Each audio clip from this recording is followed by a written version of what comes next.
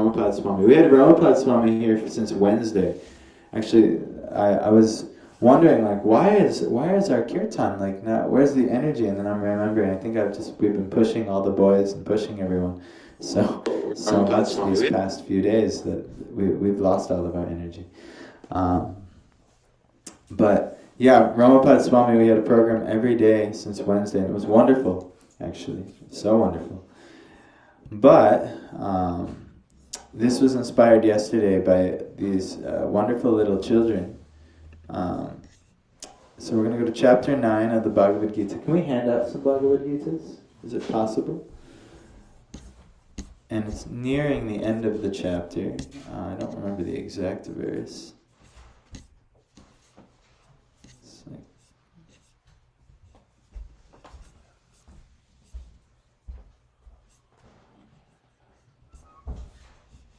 Here we go. Text 27, 9:27. Repeat after me. Om Namo Bhagavate Vasudevaya. Om Namo Bhagavate Vasudevaya. Om Namo Bhagavate Vasudevaya. Jai. So what's that mean?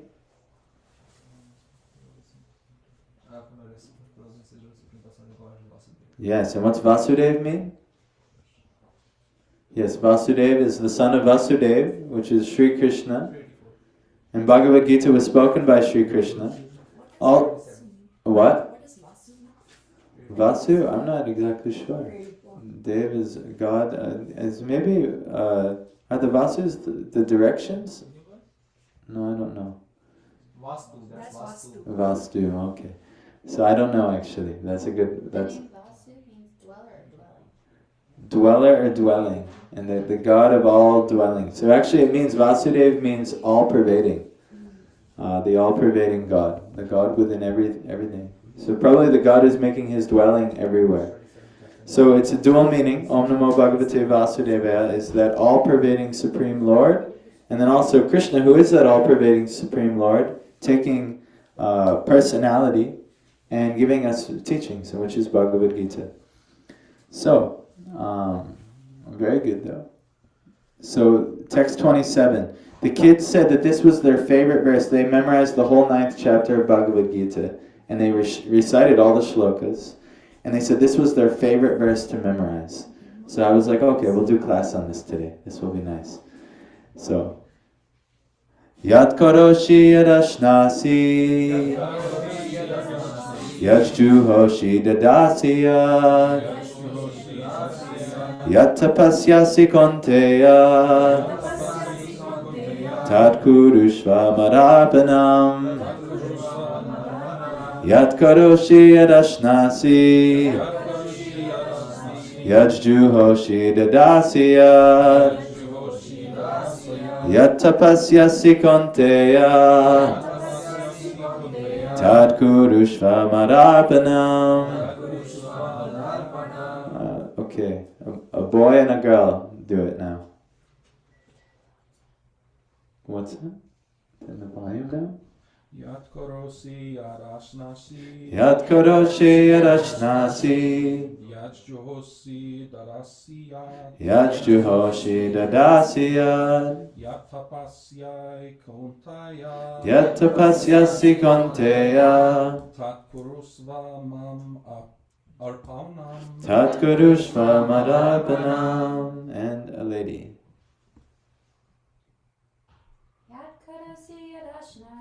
Yat karoshi yadashnasi. Yat juhoshi dadasiyat. Yat tapasyasi konteya. Tat kurushva madarpanam. Jai. So very good. Synonyms. Yat. What? Karoshi. You do. Yat. Whatever. Ashnasi. You eat. Yat. Whatever. Juhoshi. You offer. Dadasi. You give away. Yat. whatever. Yat, Yat, whatever. whatever. Tapasyasi, Tapasyasi, austerities you perform. austerities you perform. Kaunteya, Kunteya, O son of Kunti. Kunti, Tat, Tat, that. that, Kurushva, Kurushva, make. make, Mat, Mat, unto me. unto me, Arpanam, Arpanam. offering. Translation, repeat after me. O son of Kunti, O son of Kunti, all that you do, all that you do, all that you eat, all that you eat, all that you offer, all that you offer, and give away, give away, as well as all austerities that you may perform, all austerities you make, should be done should be done as an offering unto me. as an offering unto me. Purport by His Divine Grace A.C. Bhaktivedanta Swami Srila Prabhupada Ki. Jai. Thus, it is the duty of everyone to mold his life in such a way that he will not forget Krishna in any circumstance. Everyone has to work for maintenance of his body and soul together. And Krishna recommends herein that one should work for him. Everyone has to eat something to live. Therefore, he should accept the remnants of foodstuffs offered to Krishna. This is called prasadam. Any civilized man has to perform some religious ritualistic ceremonies. Therefore, Krishna recommends, do it for me. And this is called archana. Everyone has a tendency to give something in charity. Krishna says, give it to me. And this means that all surplus money accumulated should be utilized in furthering the Krishna consciousness movement. Nowadays, people are very much inclined to the meditational process, which is not practical in this age.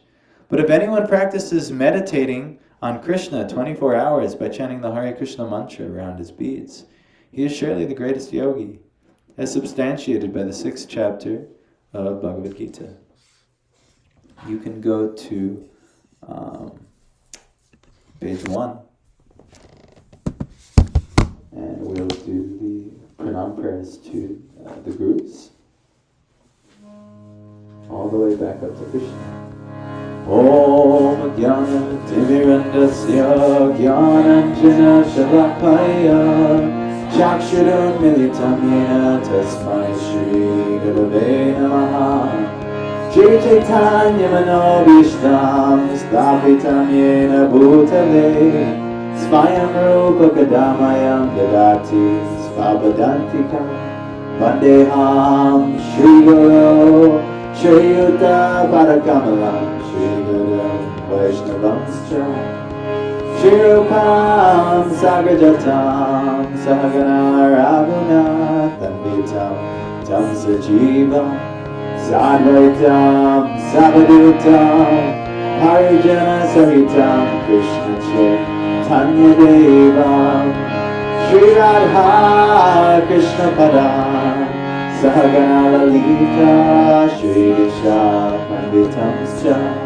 Hey Krishna Karuna Sindhu Dina Bandho Jagatpate Gopesha Gopika Kanta Radha Kanta Namostute Tapta Kanchana Gaurangi Radhe Vrindavaneshwari Vrishabhanu Sute Pranamami Hari Priye Vanchakalpa Tarubhyascha Kripa Sindhu Cha Patitanam Pavanebhyo Vaishnavebhyo Namo Namaha Jai Shri Krishna Chaitanya Prabhu Nityananda Shri Advaita Gadadhara Shri Vasari Gaura Bhakta Hare Krishna Krishna Krishna Hare Hare Hare Rama Rama Rama Hare Hare Namo Vishnu Padaya Krishna Krishnaya Bhutale Srimate Bhaktivedanta Swamini Namine Namaste Saraswati Devi Gauravani Pracharine Nirvishesha Shunyavadi Ashtitya Deshatarine Jai. So this is the secret to doing literally anything. And it's all that you do, all that you eat, all that you offer and give away, as well as all austerities that you may perform, should be done as an offering unto me. Now this is the Bhakti Yoga section of the Bhagavad Gita. If Bhagavad Gita is compared to a treasure chest The foundation is the Karma Yoga section. That's the base of the box. The lid of the box is the Jnana Yoga section, which keeps it all together. And then hidden inside is the Bhakti Yoga, the real treasure of what the Bhagavad Gita has to offer. So right now, this is right in the middle of the treasure of Bhagavad Gita. Now, first of all, you can just try and practice just Bhakti. Bhakti is the foundation of Karma Yoga and Jnana Yoga. And Dhyana Yoga, which is like kind of one of the fruits of Karma Yoga and Jnana Yoga, is Dhyana Yoga, meditation yoga. It's talking about this meditation not being, it's very fashionable in this age, but actually in order to meditate, there was a whole lifestyle you had to build. So who here works? Oh, you all have some, like a job, you know. Yes. Yeah, some jobs, things like that. So actually Dhyana Yoga is not really recommended if you were doing this type of work. Who here has maybe wants to have a family? What? A family. Wants to help maintain their family. Yeah. Yeah, Dhyana Yoga, not really for you. So on. So actually Dhyana Yoga was practiced by renunciates. You know, you would forego the worldly life, and you would focus purely on meditation. Very difficult process. In Kali Yuga, almost impossible. And it's fashionable to go to a yoga studio now. Actually, that's how I found Krishna consciousness. Is I studied Bhagavad Gita in yoga studios, and I still practice asana yoga myself, mainly to keep my body healthy so that I can do my bhakti practices. But I do practice this thing. But it's not for this eight-limbed path.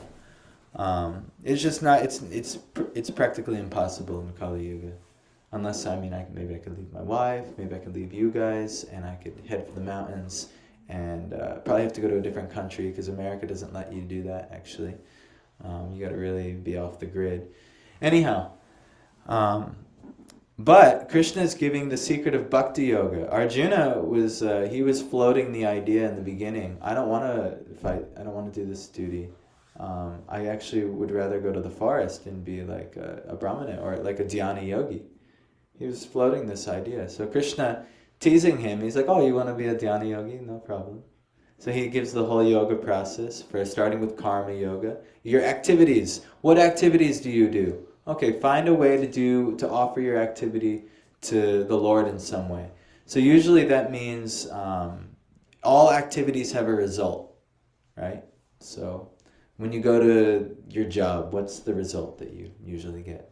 Money. Yes, that's why you go to the job. Not many people go to the job for any other reason, because they want to get some money from the thing.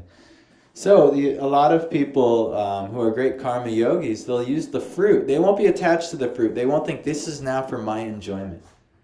Those who think, these are called kripanas. What does a kripana mean? Yeah, a miser, a miserable person. We were, I don't want to be mean, but we had like a little funny ashram joke. What's that? Anyhow. Sometimes we get to, we chant in front of others, and sometimes people just really are not enthusiastic to chant at all, and they're just like, even like thinks it's, look down on it. But actually why is because they're kind of acting from the place of a kripana, or a miserly person. Why? Because we should always be willing to celebrate and glorify the Lord. Now maybe some people don't understand that, hey, we're approaching the Lord here, no problem. But it was our one boy Michael. He's cute. Where is he? He was playing the mridanga. He's Craig's lovely son, and we were in a situation not too long ago where the people around us were not enthusiastic to chant at all, and I didn't hear it. But apparently he was just like, I was just trying to call out to the Lord and hope that these miserable people get some type of mercy. So it was funny actually. But yeah, this is actually, why are people miserable? Because they want to enjoy the fruits of this world. That is what makes a person miserable. Where they get something, a fruit, and it's like, this is mine. I'm going to enjoy it like this. This makes one person not happy. People think, this will make me happy. I've got this money. It'll do this, that, and this. No, they actually become miserable. Because all of the bad qualities stemming from lust arise in them. Anger, greed, deceit. pride, all these things. So when we get fruits, the yogi, they know to use it in yoga. That's what we have fruits? Okay, here. There's some money. How can we offer this to the Lord? Okay, there's so much here. One of our problems is people literally give us so much fruit, like actual fruit, like fruit and vegetables and grains and things. We're like, oh my God, how are we going to use all this? But if we're sitting here thinking, well, I'm going to enjoy all this, we're going to all blow up like balloons and we'll not be, get diseases, all kinds of problems. We have to feed the people. We have to use this in yoga, karma yoga. So this is first step of Bhagavad Gita. Whatever fruits you get, figure out a way how you can offer it.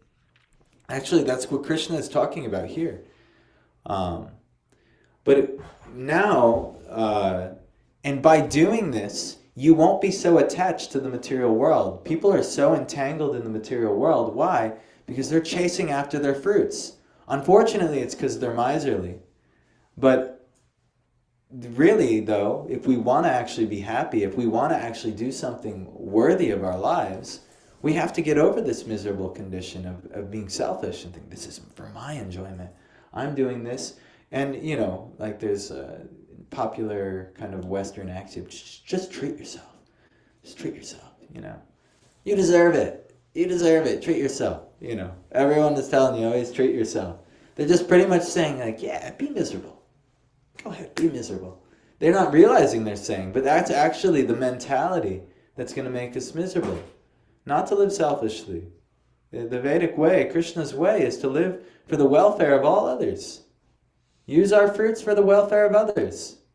So that's why we have this non-profit thing here. This is why we're all the fruits that we've ever accumulated. We haven't accumulated very much in our life. But my wife and I, we're going to try and put into this house. And it's for you guys. This is ultimately, what it should be. This is what Krishna wants. All that we have, all that we eat, all that we offer and give away, all austerities that we may perform should be done as an offering unto me. It should be ultimately for Krishna's satisfaction. This is the advanced stage of Bhagavad Gita Bhakti. But so from karma, we're all doing karma in the world. We're acting and we're getting reactions and we don't necessarily like the reactions, but that's what we deserve. We don't realize, like, oh, I've done this, this, and this in this lifetime, previous lifetimes, many. This is what I deserve. Okay. But most people, if they have some knowledge, they say, oh, maybe I don't want to keep attracting things that I don't like, and that's called what? Suffering, miseries, the threefold miseries of this world. So they get a little jnana. They say, well, where are these miseries coming from? Oh, the miseries are coming from me being attached to the fruits of all the things of this world. Every misery that you've ever experienced is due to you being attached to something. Right? Who here has gone through a heartbreak before? I know I have. Heartbreak. Right? You go through a heartbreak. Why? Because you're attached. This person should be like this. This person is for my enjoyment like this, and that. And the next thing you know, it doesn't work out that way. It never can work out how we think it is. And then boom, hurt. So bad, so bad. Heartbreak is like one of the worst things, actually, in my experience. If someone could like punch me in the gut, punch me in the face, no problem. But I've had my heart broken a few times, and I never thought I would actually do it, but I had to do it a few times. And yeah, it sucks. It's really, really, really difficult. But why is this even break in the first place? It's because the heart is attached.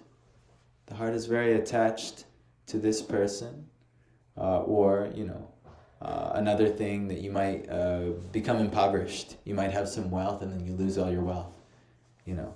For a person who's born poor, it's not a big deal. Like you go to, we go to India, and a vast majority of the population doesn't have much wealth, but they're very happy. Why? Because they never knew wealth. But somebody who has had wealth and then they lose all that wealth, they're in the same position unless they voluntarily give it away like a sadhu. They're not going to be happy. So like this, we get attached to things in the world. This is karma. So Krishna recommends karma yoga. Okay, what do you have? What are your activities are you doing? Find a way to offer it unto the Supreme in sacrifice. So maybe give in charity, maybe do this, that, and the other. Like I was working on a farm. Michael, he's here somewhere. He works at BJ's pushing carts. Not the most glamorous job in the world. But you know what? He does his job and he listens. He listens to the teachings of the Lord. This is very good, actually. My most transformative period of my life, I would say, was when I was picking weeds in a strawberry field for hours on hours every day, just listening to Bhagavad Gita, taking in, trying to offer my time and energy to the Lord. So we got to figure out how to do something like this. We have so many duties and karma. Prabhupada's saying everyone has to work for maintenance of his body and soul together. So do it for him. How are you going to maintain yourself in a way that you can ultimately rest your consciousness in the highest thing? So that comes to the jnana process, trying to figure out, well, what is the best thing I should do in my life? You'll need some jnana. You'll need some divya jnana or divine knowledge. If you don't have the divine knowledge, you will likely not be attracted to bhakti. You might. Bhakti is independent. You don't need jnana or karma. Bhakti is actually independent. It's solely the mercy of the Lord. It actually comes through the devotee. That's how the mercy chain comes. So we pray to the gurus. I'm speaking only things that I've heard from great devotees right now. So ultimately, it usually comes, though, through the process of not being attached to your activities, finding yourself in higher knowledge, understanding all the things of this world are temporary, that this thing will never make me happy, this person will never make me happy, this amount of money will never make me happy, this career position will never make me happy. This is jnana, actually understanding reality. But that alone won't do it. That alone won't do it. That'll get you out of miserable conditions. That'll be like, all right. Like, if you ever have to go to the bathroom before, I always have to pee really bad. And I'll get in somewhere, I'm in the car, I'm somewhere. Especially, when you do temple deity worship, you're not supposed to use the bathroom in those clothings. So it's sometimes I might have hours of things that I have to do for the deities, but if I have to go to the bathroom, it's it causes me a pretty serious misery. I'm like, oh my God, I can't. So anyway. Take some diuretics, see how much fun that is. No, I don't want to do that, Holly. Do what? Taking diuretics. Oh. So another set of miseries, But when you go to the bathroom, it's not that oh wow, I've made it to pleasure now. No, you just relieved the misery. That's all it is. So jnana is actually the process of relieving misery. You have knowledge and you know now how to not get yourself in miserable conditions anymore. But that's not happiness. Happiness isn't okay, I relieved my misery, so now I'm happy. No, that's just a state of shanti or peace. But happiness can evolve from peace. So, do we have our esteemed guests here? Have they come? Okay, good. They're making dosas for you guys. Why? Look, they have a dosa business. They have a food business and they do very well as far as I know. The people really like their dosas. So you guys will probably really like their dosas. But what are they coming here to do today? They want to offer it. First they offered it to the homeless people. Now they want to offer it also to Krishna and then to you guys. So this is very good. This is a great way to offer all that you eat and all that you give away. And the austerities of cooking it, preparing it, taking the time, the energy, the money, the resources. And they're making it an offering. This is proper. This is the proper mood and mentality. We all should do this in some way or in some other. Not everyone has a dosa business. Or not everyone... Where is one? What's that? The dosa business. Oh, you ask them. They're here. Yeah, my teeth slip sliding around. Can you just answer me? I don't know. I don't know. Too. I know. I really don't know where their business is located. She wants to know where their dosa business is located. So, but if you ask them, I'm sure they'll tell you. They'll know the address better than I will. I think they have a cart, It's like a it's food not truck. A restaurant, they have a food truck So I'm not exactly sure. But, so anyhow, so through jnana you'll realize the futility of being attached to all the fruits of this world. And then eventually you'll want to meditate on like, well, what is truth? What really is worth pursuing? And so that's where the dhyana path comes. Like really meditating, what is the whole purpose of life? And how can I focus on that? And ultimately, what's the conclusion everyone reaches? You have to spend so much time in worship. Well, yeah, but who are you worshiping? Krishna. Krishna is? Yes, God. The idea of God. So first, we realize first it would be itato brahma jigyasa. Now we should inquire into the absolute truth, Brahman. The spiritual nature of all things. So that usually happens. Then when you realize that the spiritual nature is in everything and you're able to actually realize it through the jnana process and begin to meditate on it in the dhyana process, you'll actually realize there's 3 tiers of Brahma. Or not Brahma, Brahma. There's 3 tiers of Brahma. First, the spiritual essence within everything. Modern physicists, they're finding this. They're finding consciousness is underlying everything. Everything's following a universal language called phi, or the golden ratio, or more popularly known in mathematics as the Fibonacci sequence. Everything has a unified language. Consciousness is underlying everything. There's these a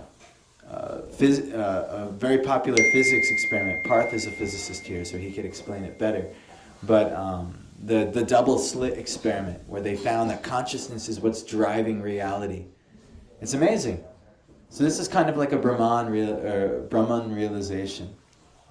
Then next, after Brahman, is you realize that Brahman is within you, and her, and him, and the bee, and the wasp. And you're able to recognize the Lord acting within everything. This is called Paramatma realization. These are some of the tiers that jnana will bring you to, and dhyana will bring you to, especially dhyana. And then ultimately, what one may find when one becomes so sincere, or so sincere that Krishna is really ready to bestow this mercy, is that God, that Brahman, that spiritual consciousness underlying all things, animating all things, is a person. And actually, he's interested in you. You guys can have a very nice exchange between you and the Supreme. That's what you were created for, actually.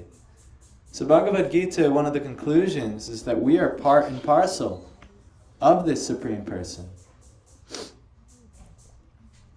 That we are, little mini fragmental little pieces of God. And that just like the cell in your fingertips, if it works towards the benefit of the hand, which will work towards the benefit of taking food and putting it in the stomach, it does good for the body. The body wants to keep it. As soon as a little piece of your body wants to try and enjoy separately by itself, do you know what we call that? Cancer. When a group of cells, they decide they don't want to work for the well-being of the body anymore, they want to accumulate something on their own, like in the lungs, let's say, of a smoker. It'll want to accumulate whatever poisons and the addiction of the tobacco, and it'll feed on that, and it'll guide the body to do that, keep feeding this thing, but it has nothing to do with the good of the body. This is cancer. Actually, we're all little, well, I should say, I don't want to be morbid, but we've been acting as cancers in the world since time immemorial, trying to be the enjoyer, the separate enjoyer, accumulating it's mine, and all of my separate enjoyment. But the yoga process has said, no. Let me work for the benefit of the whole.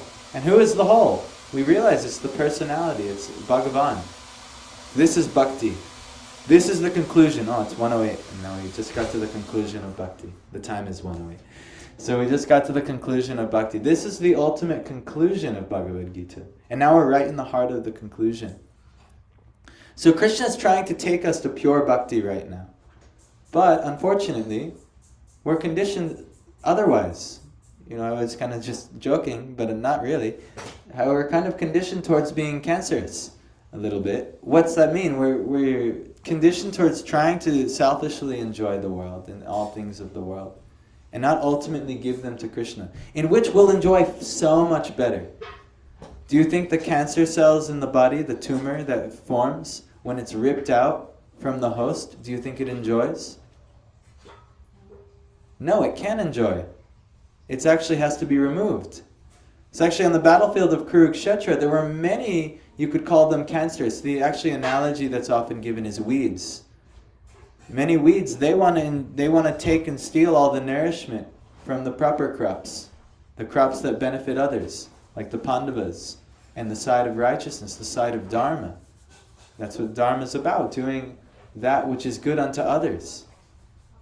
But there are many others who are weeds, like Duryodhana, who wanted to have their own selfish plans, and Shakuni, and Karna, and so on. So Krishna arranged that they had to be removed. And if we live our lives as kripanas, misers, selfish people, Krishna will arrange, we'll get removed too. It's discarded, it's going to be arranged. You don't have to guess, oh, well maybe I'll be able to beat the system. I thought that for so many years. No, not me. I'm too smart to be removed, right? I got to figure it out. What I'm doing is perfect. God loves what I'm doing. Do you know for sure? We should know.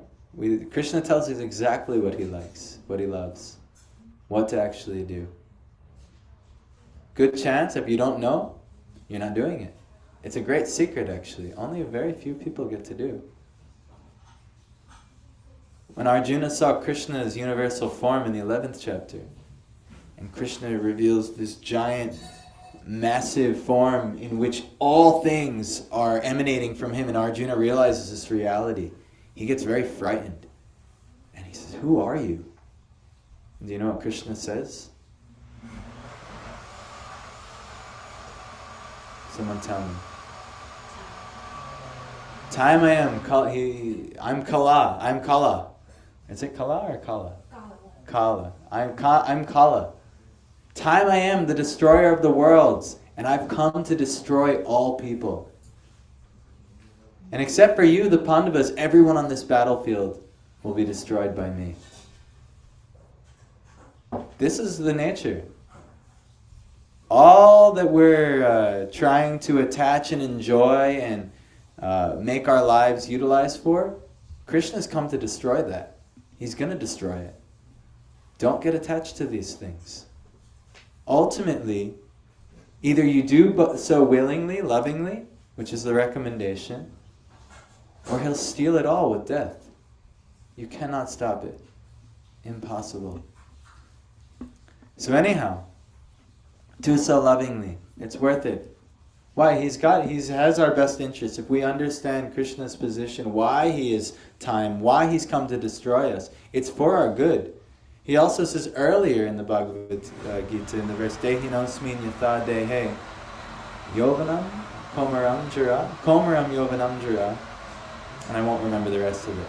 But never have I not existed, nor you, nor any of these kings, and never shall any of us cease to be. You're eternal. But right now you're living a little dream. Just like when you have a dream and it's not going well and something happens, usually you get yourself in some trouble in the dream and then you get startled awake. Does that happen? Am I the only one that happens to? And then you wake up and you're like, oh, thank God that was a dream. So when Krishna destroys your little illusion, your little game that we play here, our little dream that we're living, that life is like this and this is the importance of life, you're going to wake up at death and be like, oh man, thank God, that wasn't reality. But we may have to keep serving dreams and dreams and dreams and dreams and dreams until we actually understand what's the purpose of the dream? To lead us to this. This is the purpose. This is a corrective facility. Was anyone else a naughty student? A naughty student. Like naughty in school? Janesh, Tanmay. Tanmay, I can definitely tell you were a naughty student. You're still a naughty student. I was a naughty student too. So did you ever get a detention before? Am I the only one? Craig's got many detentions, I can tell. So this is the point of detention. When you're acting up, the teachers, even though they're supposed to love you, they're supposed to actually like you, but they put you in detention to reform you, to correct your behavior. So Krishna puts us in this world to correct our behavior. So we deal with the three miseries of life. Adhyatmic miseries, adhibautic miseries. Adhyatmic is your own body and mind give you misery. You stub your toe, you accrue karma for many years, maybe your body doesn't work well anymore. The mind is depressed, distressed, this thing, that thing, the other thing. Hey Michael, what are you talking about over there? So, He's acknowledging my body not working so well. that's alright, his body's gonna get it too. So, anyhow, then adhibautic, like mosquitoes and mean people and this mean living entity, a tiger, anything can come and disturb your day. You know, other living entities coming and disturbing you. And then adhidaivic, the forces of nature, the demigods, you know. We're here, we had snow every day for like the past week and a half, 2 weeks, whatever it is. I haven't been counting that much. But yeah, we can't control it. You just have to tolerate. These are the miseries of this world. So this is to reform us, to correct us. So please take the corrective medicine. It may be a little bitter at first, but actually it becomes very sweet. Like for instance, there's some PhDs here. Parth is a PhD. Parth is very dutiful and loving towards his professor, as a PhD should, because a PhD is completely dependent on the professor. But if Parth wants to be naughty to the professor and challenge the professor and this, that, and the other thing, the professor, his PhD, his livelihood is depending on that person. So, our livelihood, our dependence is on the Supreme Lord. We should, and the Lord's representatives. So the Lord sends His devotee. The Lord sends the spiritual master to correct us, to show us the way. But if we want to act naughty and disregard the way of the devotee, we want to act naughty, disregard the way of the acharya, the spiritual teacher, say, no, I got it figured out. No problem, try. Threefold miseries will come for you. No problem. It's guaranteed. Those with jnana realize it. And that's why they keep pursuing. They say, I don't want to be miserable anymore. You know. So the miserable people, they will not take to any type of process of calling to the Lord. No. and you got to just maybe beg, please, just take something. You guys are good. You all chanted with sincerity today. It was very sweet. But every once in a while, we'll be forced to chant, and people will not be appreciating at all. But only because they don't understand. If they had higher realization, they would understand, and they would join. But you guys have some realization, which is why for some reason you're inclined to come here. So please, everything that you do, make it an offering to God. It will be in your great benefit. It's the difference between being the loyal and faithful servant of the professor or having to go in detention after detention after detention, which they don't make enjoyable. It's not like they make detention very good. Maybe if you're really rich, if you go to jail, you get decent facilities, better than the poor people, but you're still in jail, you know. But still, why have to go to jail over and over again and get punished by karma, which is what's happening. The threefold miseries are coming for all of us. So, take this opportunity. This is the secret to doing anything. Somehow figure a way to offer it to Krishna. Somehow figure a way. If you don't, He'll take it. And then there'll be no enjoyment out of it anyway. So, yeah, that's the message today. I'll end here. Discussion though. We have 10 minutes. Holly's timing me. Make a little more than a minute. Okay. We have 12 to, I don't know. See, Holly, it's not me. I'm ending early.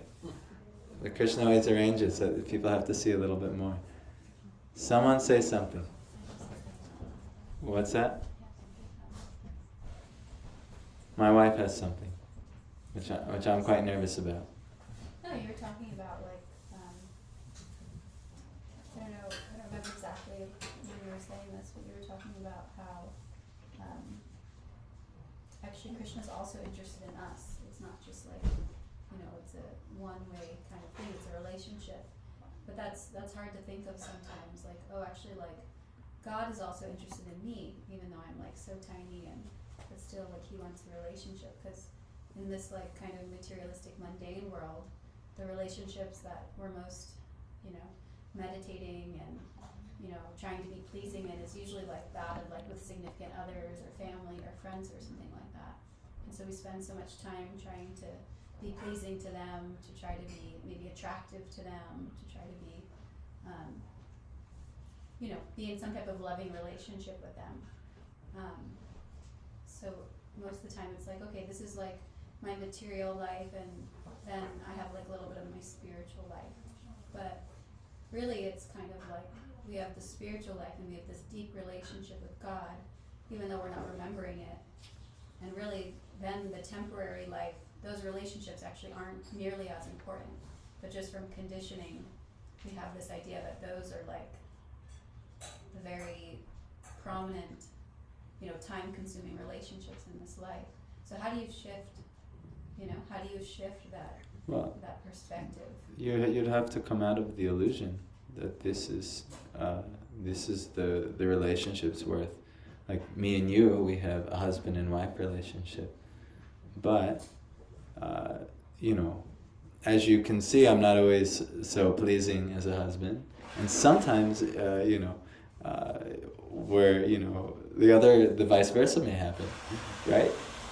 But if we put all our stock into each other, we'd fail each other, because that's all we can do as limited beings.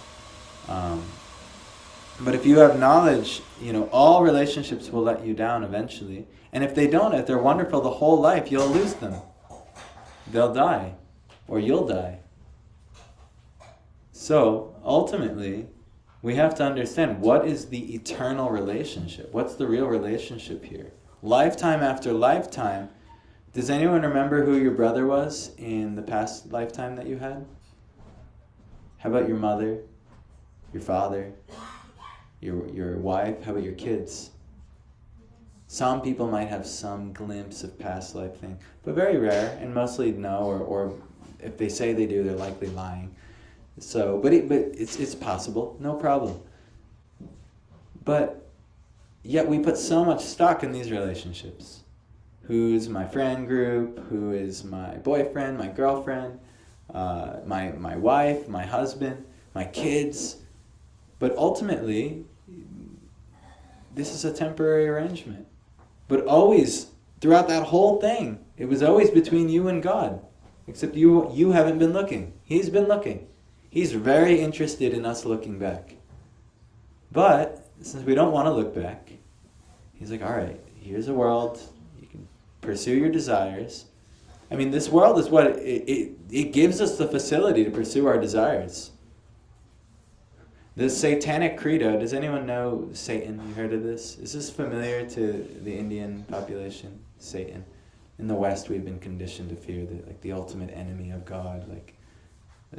But there's a group of worshippers. Actually, a lot of them make the popular music and the popular culture that Americans, at least, and Bollywood and all these things. You'd be shocked how deep this goes. But their main credo is do what thou will. Meaning, do whatever you want. If it feels good, do it. Yeah, it feels good, do it. Eat, drink, be merry, treat yourself. This is the Satanic Credo, the Satanic way. But actually, this is like they really are the enemies of God, they're enemies of you, because they're leading you in illusion further and further. It's always between you and God. It's always been, it always will be. But are we looking? We put so much emphasis. I know most of the students are not here. Why? Because of probably the midterms. Or not midterms, the finals, right? Only a few students can make it out. But ultimately, you're all very fortunate that even in the midst of the crushing pressure, I'm glad our friends came with the doses that maybe attracted one or two more of you. I know at least Adya said, I wasn't coming today, except doses. Doses were here. So yeah, that was our good fortune that they came today. But this is what we put our priorities on. So many temporary things. So if we understand the relationship, how do we shift it? We get some knowledge, we get some good information, and then actually apply that information. So realization, information to realization. And then the realization should come, okay, my real relationship is with God. It doesn't change that I have parents. It doesn't change that I have brothers. It doesn't change that I have a wife. But I should understand them in that context that, they're also in a relationship with God, and I should facilitate that relationship. So now my relationship with my parents is an attempt at helping to engage each other in activities in which we worship the Lord. Actually, me and my dad, that's what we bond upon. Me and my dad were like enemies growing up because he wanted to worship the Lord in some way, and I did not want to worship the Lord at all. I wanted to just eat, drink, and be merry and live the satanic way that is taught in the education systems and the societal paradigms. Then later on, when I actually realized the spiritual reality through different ways, me and my dad's relationship got good, and now me and my mom's relationship is a little stressed because she wanted the other thing, more like the worldly stuff, money and career and house and all these things. So now I don't care about those things as much, and now she clashes with me. She's like, "Why don't you care about that?" But me and my dad have become very good friends because we can get on the same page. We have that realization. Me and my mom will get there too, but hopefully, I pray that way. She should realize this is a big investment now. If she's into money, this is a great investment. Well, yeah, if anything that, God is the best of anything, whether you're a business guy and you're looking for the best investment, whether you're a science guy and you're looking for the deepest truth, or whether you're a philosopher and ultimately you want to find the deepest meaning and deepest purpose, it's all going to come back to God. God is the beholder of all opulences. So if she was really, let's say, really deeply interested in what's the best business policy, she would have that realization. But most of us were not. We don't have the right information and definitely aren't having the realization. So the realization is this verse. All that you do, all that you eat, all that you offer and give away, as well as all austerities you may perform, should be done as an offering unto me. A lot of you work. You have jobs. A lot of you are working to work, like your students, working towards the process of working. What do you do? What's it for? Just so you can, have a family, get some money, maybe make your parents happy, give them money. That's something I know for the Indian students, that's like a huge priority. I got to get back to my parents. It's dutiful. It's wonderful. But what will that do if they don't have the relationship with God? What will it ultimately do for them? Nothing, actually. It'll just be now their money to lose when it's all said and done. So ultimately, not saying we don't take care of your parents. I actually have a dream that my parents want me to even take care of them at some point. It's a hope. They don't want me to take care right now. It's like, no, we got it ourselves. This is more the American spirit, independent, no, we got this. Life's going to last forever. We can do it like this. But my hope is that one day when they do need help, and they will, because it's the nature of all of disease and death comes for everybody, that I can be there to help. But what's the ultimate help? It's not like, here's money. Here, you want the house that you always wanted? Here's a pool in the backyard. That's my mom's dream for the years. Just want a pool. And a nice climate to be in. But what's the pool going to do? What's the nice house, the mansion? What will it do for anybody? Nothing. It can do nothing. It's temporary. Nothing, it always doesn't end well. It can't end well. But the fortunate part about all of it is that all that suffering and misery that can come from all that is to our benefit, because it will help us to, out of frustration, if nothing else. Yeah. approach God. And to make realization. Oh, this didn't make me happy. Who is it? Jim Carrey, right? What does he say? He's like, I hope people, they get to fulfill all their dreams, all their desires, get all the fame and fortune they ever wanted, just so they realize that it doesn't make them happy. It gives realization. Frustrated desires, that's why we suffer. It's good for you. It's good to suffer. Why? Because you have the realization that, oh, I shouldn't have been attached to this thing. Why did I put so much time? I know, one boy I know, he said that he feels like he wasted a year of his life. And I was like, no, you did not waste that year of your life. You learned something.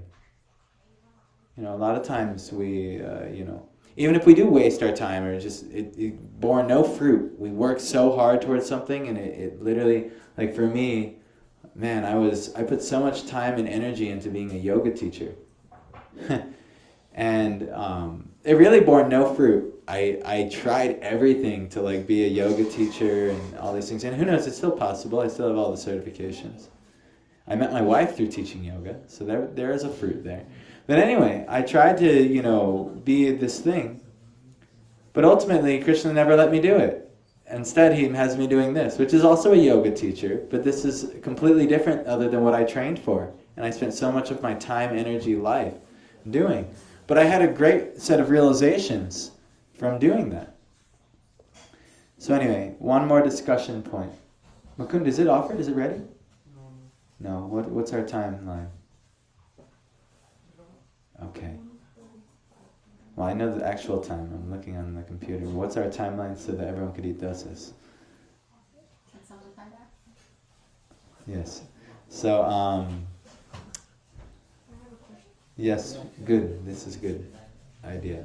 It's very simple actually. So I just was wondering, why does God love us despite what we do? Like, we forget about Him, we try to be separate, we try to enjoy it. So why does He still love us? Yes, so why would he still love us? Well, ultimately, we can only get in this position through him anyway. So just like you're not a parent, but why does your mom still love you?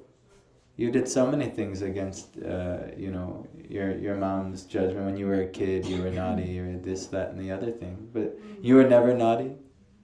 Or maybe a sibling or a cousin. Yeah, somebody. But even if you were naughty, all of me and my brothers, we were all naughty. Well, our parents still love us. Why? But just like if you have a child, and you will have a child, you might realize then, oh, maybe I was a little naughty to my parents and I didn't realize. But yeah, because you love because you created that child. You gave that child life, and ultimately God is omniscient. He knows exactly, for whatever reason, this material existence is good for us, and we have to always trust that the Lord is giving us something that's good. It's, yes, there's a better situation. There's a better situation awaiting. Like a parent, sometimes the child at some point, Prabhupada gives the example of a child who wants to touch the oven, or touch something hot. And so the parent can say, no, stop. But the child keeps wanting to touch. And so the parent realizes, okay, let him touch it, and just so he knows not to touch that again. So then the child touches it, and he's like, and then so, like that. So it doesn't mean the parent doesn't love the child. It just is that, they have to let us go through the tough lessons. It's because they love us that they let us do that. Exactly. So because they love us, they have to let us learn the hard way. My parents tried to tell me so many times. I got myself in an illegal operation like maybe 10 years ago when I was not practicing bhakti, that's for sure. Anyway. Yeah, that's why I was asking. or like is there like Because the nature of every living entity is Satchidananda. It's actually beyond this, you could say, reflection. because I can think of so many reasons to like to love God. There's so many reasons, but like why does He love us? Like because like what do we have to offer? Well, he's kind of loving himself in a way because we're part and parcel of him. Yes. Well, we are actually part of him, and actually he loves our potential. Because, even a child, the child might be in its goofy teenage years, like just like you all went through a goofy teenage years. But just because now the child is like a total, kind of a terror, all right, eventually that child will grow up. They will be a good, suitable person. We raise them with good values. They'll have realizations. So similarly, we're just in our goofy teenage years, where we have our braces and our pimples and all of our, whatever, whatever goofy things we're going through in the material world. But the Lord, He loves our potential, because what you can offer God, nobody else can offer. Every living entity has a very unique relationship with the Lord that no one else will ever be able to offer the Lord just like that. So He loves that. He sees where you're going. He knows where you're going. It's going to take maybe millions of lifetimes, billions. Who knows? Maybe next lifetime you get it, maybe 100, 10. It depends on your sincerity, how deeply you chase it. But ultimately, He knows where you're going, and He knows what eventually every living entity is going to fulfill its nature as a soul. So it's just, we're not really there right now. We're in our goofy stage, where it's like, where your parents didn't stop loving you when you were, going through a phase. You've been through a few phases in your life? All right, I got to talk to someone who's a more normal human being. Anyone else have gone through phases in their life? Yeah, you go through some phases. I went so many phases. I had a hippie phase, I had a criminal phase, I had all kinds of different phases. But my parents still love me, and then now our relationship is better than ever. Even my mom, even though we disagree, we have a much better, healthier relationship than it ever was before. So anyway, what's our timeline here? Any other discussion point, question? Something practical? Like, I'm a student, I do this, that, and the other thing. Well, how can I offer this? I'm a student. Uh, How can I offer my studies? Offer your studies to Krishna. So your studies will lead somewhere to some type of occupation or some type of dharma. And everyone can offer the fruits of their dharma, this is, karma yoga, to Krishna in some way. Like Prabhupada was saying here, give it to me. Krishna says, give it to me. And this means that all surplus money accumulated should be utilized in furthering the Krishna consciousness movement. So not just your money, your time, your energy. A lot of you guys are doing it on a Sunday at 11:30, instead of worrying about job interviews or instead of worrying about your final tomorrow or something. You're taking some time and giving it to Krishna, whether it be chanting, hearing Bhagavad Gita, this, that, and the other thing, or eating the prasad, or maybe you're just here for the doses. Who knows? No problem. It's offered to Krishna. But ultimately, you take your life and you somehow figure out, how can I offer this back to God, this time and this thing. So, okay, I have friends. Like here with the devotees, you can make friendships with the devotees of the Lord. This is actually the recommendation. We should spend time, if we have alone time, how can I connect to the Lord? Whether it be through prayer, whether it be through reading the Lord's teachings of Bhagavad Gita. You can watch movies on the Lord. There's so many things you can do. All that you do, you can do it. All right. How about the food? We're doing right now. We're waiting. That's why we're waiting. We're going to offer the food to the Lord, and then everyone will eat the food. There's a way to do that. There's prayers. There's things that you can do. You know, what do you give away? What activities that you do? We have, we have a really nice system here where we like to sing and we like to dance. This is what happy people do. Singing and dancing. Did you ever get really happy and you start singing? Just naturally? I remember one of the first times I fell in love, I was like singing, running around. Like, it wasn't with her, unfortunately. But, I was... But even when actually I realized that she was going to accept me as my significant other, I was very happy. There was a honeymoon phase where I'm singing and dancing and this is what happy people do. So we have a process here where we try and sing and dance, and we have all the great reason to sing and dance, even though we might not have the practical realization of it yet. But we're part and parcel of God, and God wants to have a relationship with us, and I'm working towards that relationship. Way better than what husband and wife could get, what that other living entity could do. So anyhow, just somehow offer your time, your energy, your resources, your attention, your intention, offer it back to Krishna. You'll only get good results. The devotees get all the good results. Actually, on the Bhagavad Gita, for instance, only the devotees got to live. Only the devotees got to live. Everyone else had to be destroyed. There were devotees who also got destroyed, but they actually got a better destination. Actually, believe it or not, everyone who died on Kurukshetra, that's the nature of Kurukshetra, is that you're to get a better destination if you left your body at Kurukshetra. Which is why Krishna arranged everything the way he did. Believe it or not, everyone is always getting a better destination, even if it's a punishment. If I have to go to hell and serve some penance in hell, it's a better destination for my soul to make advancement. So this is the nature of God. He's all merciful. Everything He's doing is for the greater good. Yes, we might have all kinds of desires and lusts and greeds. No problem. Offer those to Krishna too. So say you're really attached, I want to do some type of work. Maybe you want to be a musician. Maybe you want to be a great capitalist. I want to be a big wealthy man or something like that. No problem. Offer that to God and make advancement. And you'll realize the futility of the desire in the first place. Why did I care about that?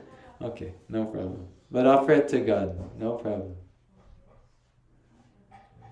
All right. It was supposed to be 2 minutes. They were just making What's that? it was supposed to be 2 minutes. They were just making Do you want to do another kirtan? And then I think 10 minutes. Is that okay? I'm sorry if I'm keeping you, but doses will be worth it. They're just getting a dose on offering, but offer it. Okay. Would you like to do another kirtan, or does anyone else have something? Kirtan. So you can stand up. Where's, why don't you guys all stand up and we can offer some chanting. Thank you who joined online. And